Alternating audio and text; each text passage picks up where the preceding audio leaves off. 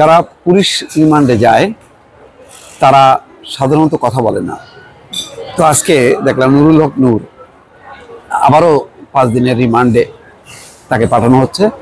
তার আগে তিনি আদালতে সাংবাদিকদের কাছে একদম পুরোপুরি প্রকাশ করলেন যে কি হয়েছিল তার সাথে, এবং তার বিরুদ্ধে যে অভিযোগ 4 লাখ টাকা পাওয়ার অভিযোগ, সেই অভিযোগের একটা বর্ণনা তিনি দিয়েছেন খুব সাহসের সঙ্গে।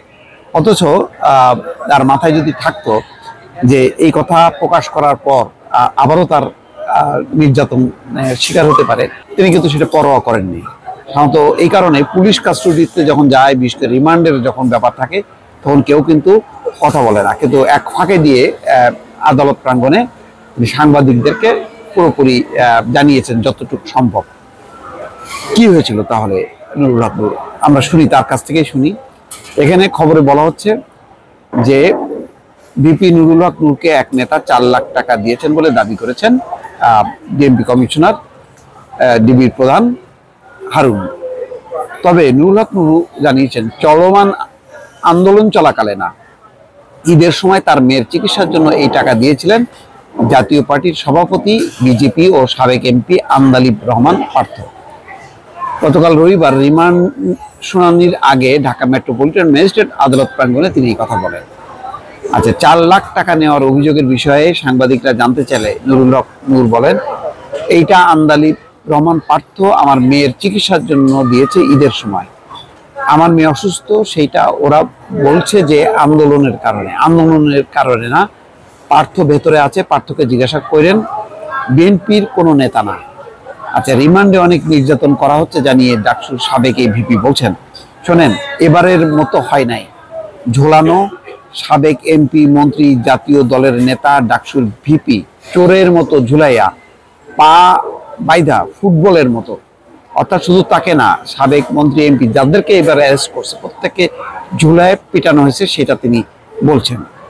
এইটা মানে এর আগে ডাকসুর ভিপি নুরুল হক নূরের মতন এরকম সাহসের সঙ্গে আগে কিন্তু কেউ উচ্চারণ করেন, যেটা তিনি প্রকাশ করে দিলেন।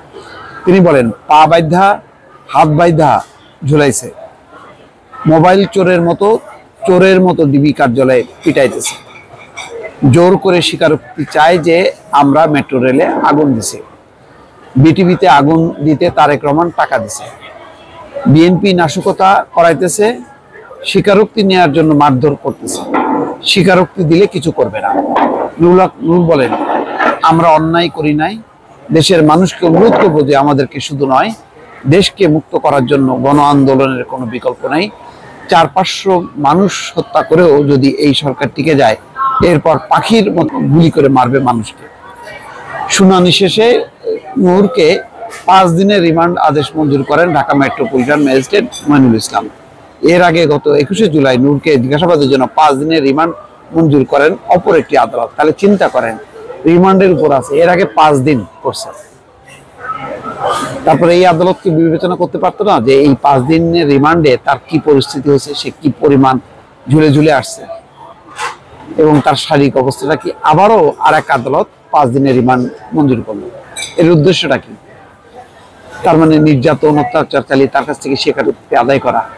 আর যদি সেই স্বীকারোক্তি দেয়ও, এটা কি বিশ্বাসযোগ্য হবে? পুলিশের হেফাজতে কোনো স্বীকারোক্তি, এটা কি মানে কখনো গ্রহণযোগ্য হবে? আচ্ছা, নূরের জিজ্ঞাসাবাদের বরাত দিয়ে হারুন বলছেন, ওটা সংস্কার আন্দোলনের নেতাদের সঙ্গে অন্যান্য নেতাদের, বিশেষত গোলাম পরোয়ার, নূরের কি কথা হয়েছে সেটা জানার জন্য আমরা জিজ্ঞাসাবাদ করব। নূরকে জিজ্ঞাসাবাদের বরাত দিয়ে তার কাছ থেকে অনেক তথ্য পেয়েছি, সেই তথ্য যাচাই বাছাই করা হচ্ছে। নূর একটা কথা স্বীকার করেছেন, আন্দোলন চলাকালে একজন নেতা তাকে 4 লাখ টাকা দিয়েছে। আমরা সেই নেতাকেও নিয়ে এসেছি, তিনি 4 লাখ টাকা নূরকে দিয়েছেন বলে স্বীকার করেছেন। কি জন্য সেই নেতা নূরকে এই টাকা দিয়েছেন সেসব বিষয়ে তাকে জিজ্ঞাসাবাদ করা হচ্ছে। আচ্ছা, একটা বিষয় বুঝলাম না, পার্থ তো ধনী ঘরের সন্তান এবং তার যথেষ্ট সামর্থ্য আছে, তো 4 লাখ টাকার জন্য এরকম নির্যাতন, আর 4 লাখ টাকার এই তথ্য জানার জন্য 5 দিন 10 দিন রিমান্ড হইতে হবে একজন নেতাকে? শুধু এই কারণ, নাকি অন্য কোনো কারণ আছে? দর্শক, আল্লাহ হাফেজ।